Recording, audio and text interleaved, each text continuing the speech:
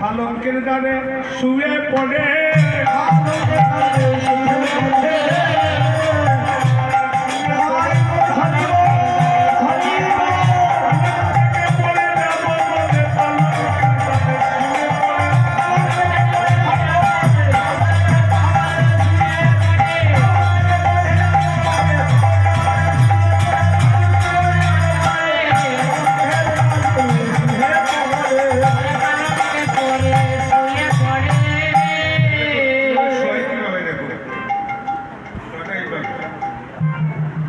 বালিশের সঙ্গে বালিশের মস্তকে কেন জানেন? ওই বালিশের সঙ্গে বালিশ যুগ হয়ে গেলে সে আমার বদন দেখতে পারে। তাই কি করে ওই বালিশটা তার বগলের নিচে রাখে আর কে এইভাবে থাকে। আর কি করে জানিস?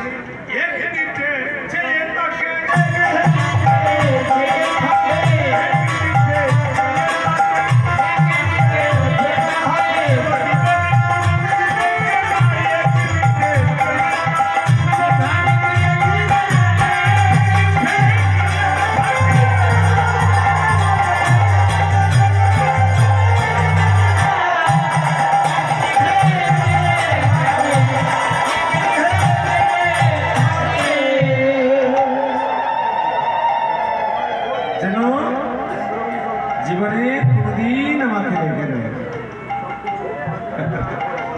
আমার বধূ।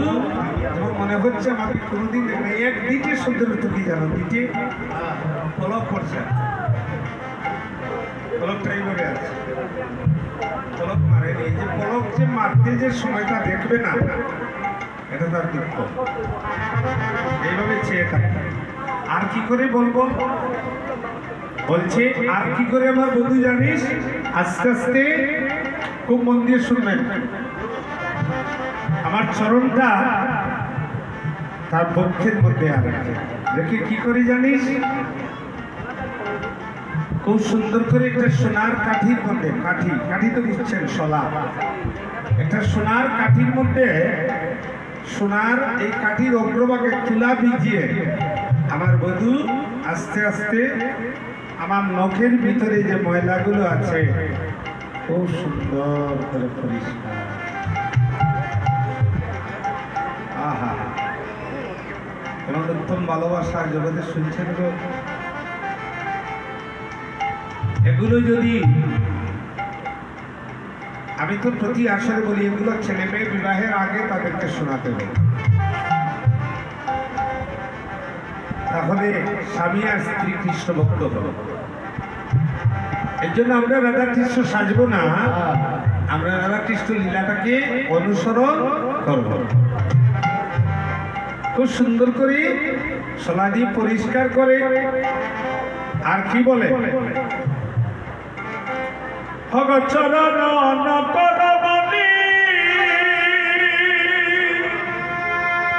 বলি যেন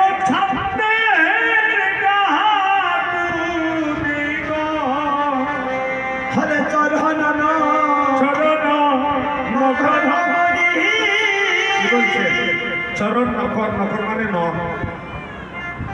নখরমণি দূর থেকে দেখা যাচ্ছে যেমন চাঁদের গাঁথনি, চাঁদের সঙ্গে তুলনা সেই নখকে কেমন সুন্দর। কি বলছে? ভালো ছবি আমারই বলা। তোর নখগুলোকে যদি আমি মালা গেঁথে যদি আমার গলে ভরে দিতাম, আমার জনম ধন্য হয়ে যেত। আর কি করে? আর সুন্দর করে একটা যাবকের শিশি আনে। যাবক বলতেও হচ্ছে যাবক মানে হচ্ছে আলতা। আলতার শিশিটা এনে আস্তে আস্তে আমার চরণটাকে খুব সুন্দর করে সাজায়। কিন্তু আমি ঘুমিয়ে থাকি, আমি বুঝতে পারি যে আমার বধূ আমার চরণ সাজাচ্ছে, কিন্তু আমি যদি সজাগ হই আমার বধূ সাজাবে না, দুঃখ পাবে। তাই আমি একটু ভেলকি ধরে ঘুমিয়ে পড়ি, আমি বুঝতে পারি আমার চরণটা নিয়েছে। কি করে? চরণটা সাজিয়ে শেষ মুহূর্তে ওই কৃষ্ণ নামটা আমার চরণের মধ্যে লিখে। জানো জানো কত না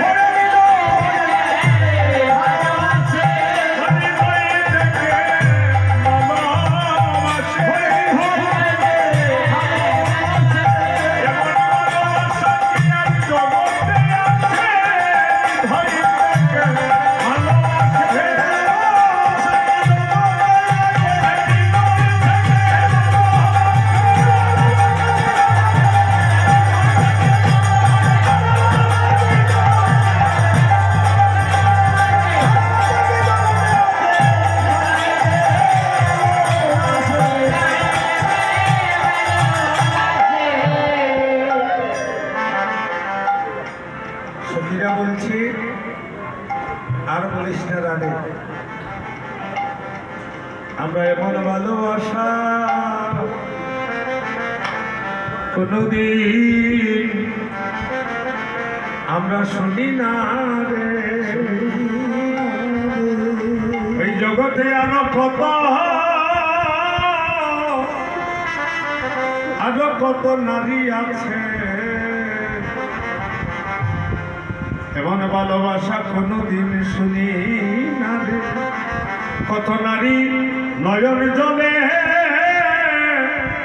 দুঃখে বুকে বাসাচ্ছে, আমরা এমন ভালোবাসা। দেখুন ভগবান কিভাবে ভালোবাসছিল, রাধারানী কি কত আদর করছে। আমি আপনাদেরকে বুঝাতে পারছি না। এটা যদি কারো পরিবারে হয়ে গো, আহা কিন্তু দফা জীবন এটা ভাগ্যগুণী। এই স্বামী পাওয়াটাও ভাগ্যগুণী, আর স্ত্রী পাওয়াটাও ভাগ্যগুণী। আর কি করে বল, একলা যাইতে যমুনার মাঝে,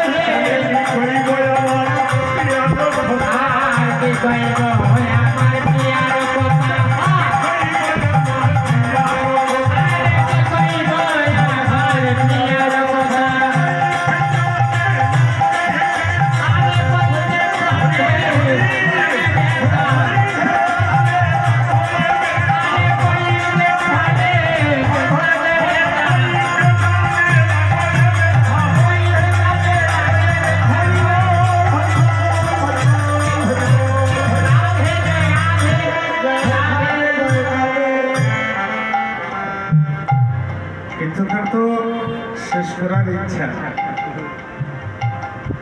কিন্তু কীর্তন তো কীর্তনে তো ছাড়ছে না। তার প্রমাণ হচ্ছে এই অঙ্গনে আরো কীর্তন হবে। যদি তোমরা সব বাইয়ের অন্তর ঠিক থাকে, এর তাকে ভালোবাসা তাকে যেভাবে দেখেছি, জীবনে আর কিছু দিয়ে আনন্দ ভক্তদেরকে দিতে পারবে না। সবাই আনন্দিত হয়ে গেছে হরিনাম সংকীর্তন। এটা রাধারানী বলছেন, আমি যখন স্নান করতে যাই প্রত্যেকদিন, স্নানের সময় দুপুরে জানি, স্নান সময় দুপুরে জানি, এটা ব্রজবুলি ভাষা। আমাদের গোস্বামী প্রপাতগণ এগুলো ভালো করে ব্যাখ্যা দিতে পারবেন। স্নান সময় দুপুরে জানি, রবির কিরণে যে পথে আমি যাব যমুনায় স্নান করতে, ওই রবির কিরণে এই রাস্তার বালুগুনা গুলো খুব উত্তপ্ত হয়ে গেছে। আমার তো কমল চরণ, আমার কমল চরণে ওই বালুকণা লেগে আমার দুঃখ হবে বলে আমার বধূ কি করে লুকিয়ে লুকিয়ে দেখে আমি কোন সময় স্নানে যাই। আস্তে আস্তে আস্তে আস্তে লুকিয়ে লুকিয়ে দেখে কখন স্নানে যাই, তখন কি করে জানিস, আমার ওই চরণে ব্যথা লাগবে বলে আমার বধূ খুব সুন্দর করে একটা সোনার কলসি থাকবে, ওই আমার বসন নিতে নিতে ওই সুযোগে দৌড় দিয়ে যমুনায় গিয়ে যমুনার নিচ থেকে শীতল বাড়িয়ে নেয়। আমি যে পথে যাব, আমি যাই পিছে পিছে, আমার বধূ যায় লুকিয়ে লুকিয়ে সামনে সামনে। আমি হঠাৎ বলি, মেঘ নেই, বৃষ্টি নেই, কোথা থেকে এত সুন্দর জল আসলো? অর্থাৎ এই গরম বালুকণাকে শান্ত করিবার জন্য আমার বধূ কি করে, জঙ্গলে পথ ঠান্ডা করে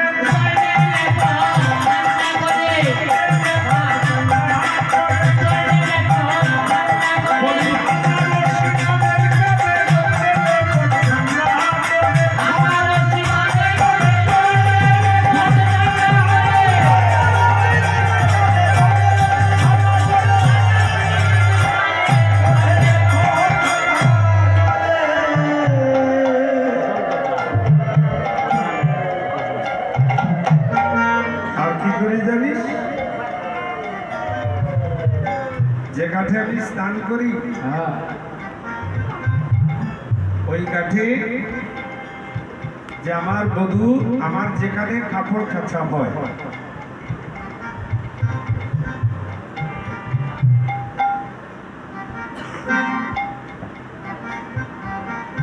আমার বধূ কি করে, ওই আমার তার বসনগুলো ওই আমার বসনের পাশে রেখে দেয়।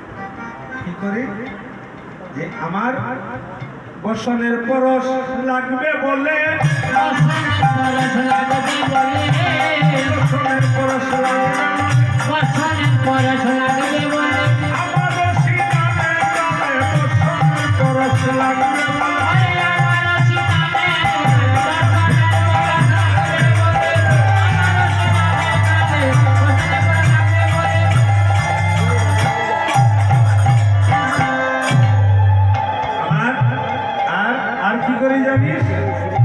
আমি যে দুপার কাছে কাপড় কাচতে দেই, আমার বন্ধু সেই দুপার কাছে কাপড়টা দেয় যেন আমার বসনের পরশ যেন তার বসনে লাগে। কেমন ভালোবাসা! এই কথা কাকে বলবেন? আর কি করে, যখন স্নান থেকে আমি ফিরে ঘরে যাই, আমার বধূ সে তখন পিছে পিছে যায়। কি করে, ওই আমি যেখানে পাটা রাখি পায়ের পদচিহ্নটা তো থাকে সেখানে, সেই পদচিহ্নের চতুর্দিকে পুষ্প দিয়ে সাজায়। আর কি করে, ওই মানুষ দেখে ফেলবে বলে নাসা পরশিয়া বলে বসন দিয়ে মুখটা ঢেকে দেয়। কি করে, বসন ঢেকে দিয়ে লক্ষ লক্ষ চুম্বন করে,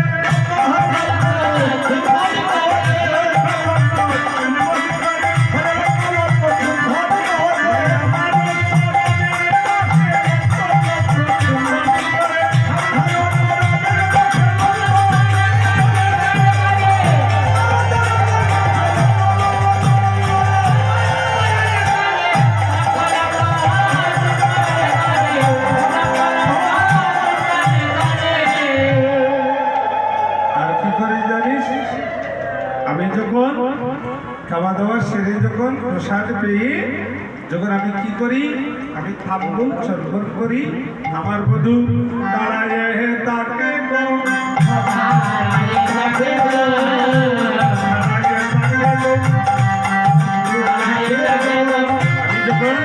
আমি যখন থাম্বুলগুলো চর্বণ করি, তার অবশিষ্ট যে থাম্বুলের চর্বিত যে প্রসাদ আমি মাটিতে ফেলে দেই। আমার বধূ কি করে, আমার থাম্বুল প্রসাদ পাবার জন্য আমার বধূ কি বলে, এই থাম্বুল মাটিতে যখন পড়ে যায় কি বলে, প্রসাদ দে হে প্রসাদ দে,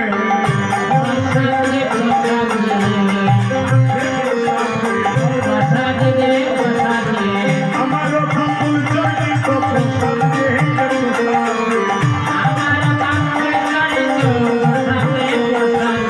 প্রসাদ দে হে প্রসাদ দে। নারী জন্মে তো আপনারাও জন্ম নিয়েছেন, এমন ভালোবাসার কথা কোনদিন শুনছেন?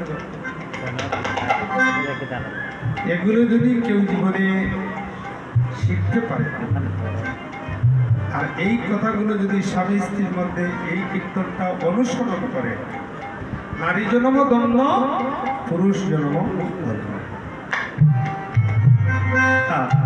নারী পুরুষ স্বামী স্ত্রী উভয়ই ধন্য হয়ে গেল। এটার নাম হলো রাজজুট। এটা বাক্যগুলি কেউ থাকে, এটা আপনাদের মধ্যে হোক। যদি আপনাদের কারো ঘরে স্বামী যেমন না হয়, আপনারা চেষ্টা করবেন ওকে যেন এই কৃষ্ণ নামে যেন বাধিত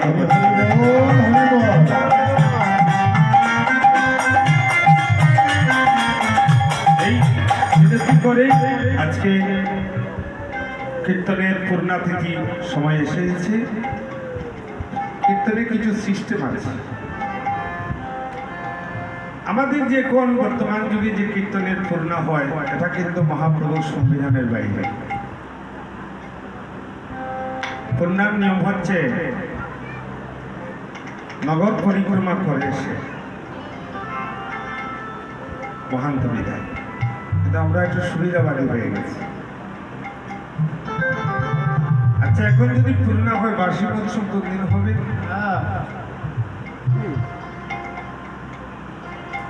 আমরা কি করলাম, বাড়িতে গেলাম, স্নান টান করলাম, আস্তে আস্তে এসে আবার নতুন করে কীর্তন জুড়লাম সুবিধা মতো। কারণ আমরা যখন ছোটবেলায় বাংলা এবং ভারতে কীর্তন দেখেছি, ওই নগর যে যেমন সূর্য উদয় হচ্ছে 5:05, 5:06 বেঙ্গলি দিয়ে গোস্বামী বাইর হয়ে গেলে, তারপরে নগর পরিক্রমা করে এসে ওইখানে দাঁড়িয়ে দাঁড়িয়ে সংকীর্তন সমাপন করি গৌর রায়। তারপরে সবাই স্নান টান করলো। আমার যজ্ঞেশ্বর যিনি গোস্বামী প্রভুপাদ, তিনি আবার মহাপ্রভুর ভোগ আরতি করলেন। আবার ভোগ আরতি গান হবে, সবাই প্রসাদ পেয়ে বিশ্রাম করে তারপর চলে গেল। আর এটার নাম ছিল বাসি মহোৎসব। কিন্তু এই বাসি মহোৎসব আর আমাদের কাছে আর এখন নাই। তাই আজকে প্রথমে রাধা গোবিন্দকে বিদায় দিতে হবে। ললিতা সখী বলছে,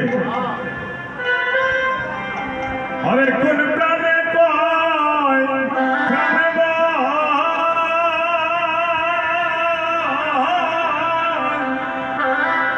বিদায় দিতে।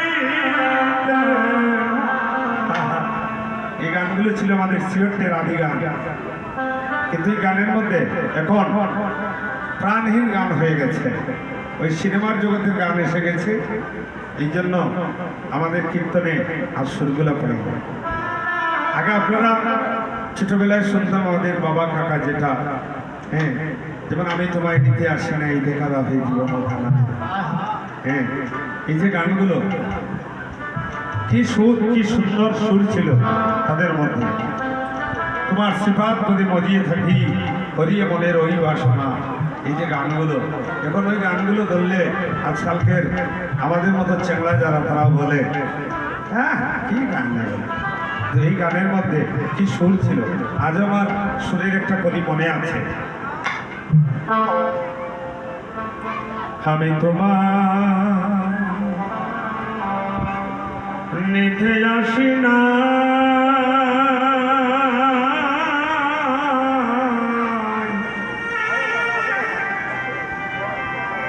দেখা দাও হে জীবন।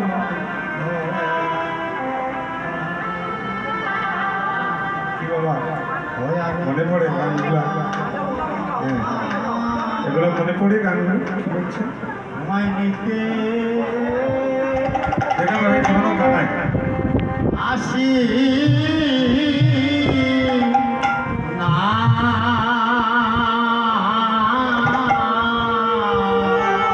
এখন দেখবে ওই সুরের মধ্যে হা হা হা হা করতে করতে ক্লাসিক্যাল বলে এগুলো এর সঙ্গে ফেসাইতে ফেসাইতে ফের যত থাকবো প্রেম তত নাই, যত গানের মধ্যে ফেস থাকবো ওই যে হা হা হা হা হা করতে করতে গান শেষ। হ্যাঁ আর বলছি না গান যত ফেস থাকবে গানের মধ্যে।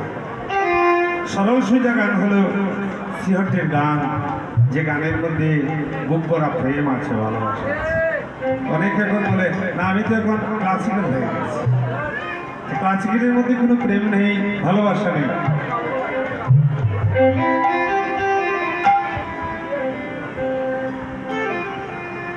আমি তোমায় নিতে আসি না,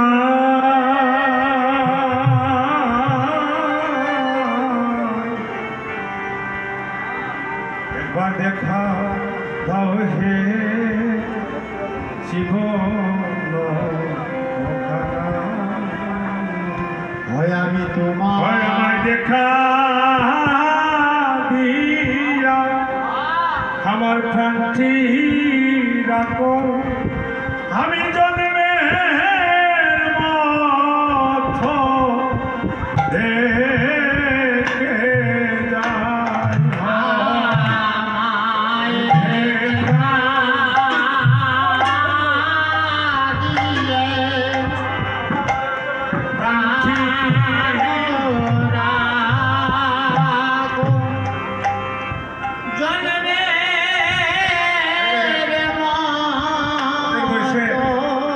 এই গানগুলো পায়নি বলতে ভালোই দিতে পারছে, নতুন তো সেই গানগুলো অন্তরের মধু মাখা তেতলা গান,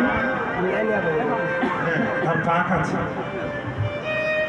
ওদের জন্মের আগে এই গানগুলো হয়েছে। একদিন অফিরে রথে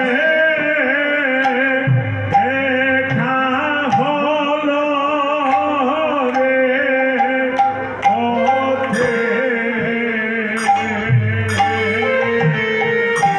সেই অবধি আর দেখা নাই পাই তোমার সাথে। হয় একদিন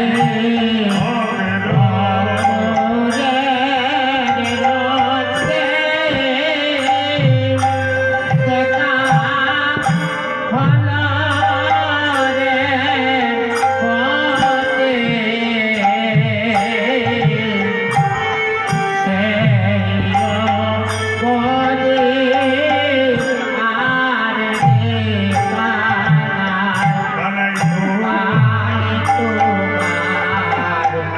সাথে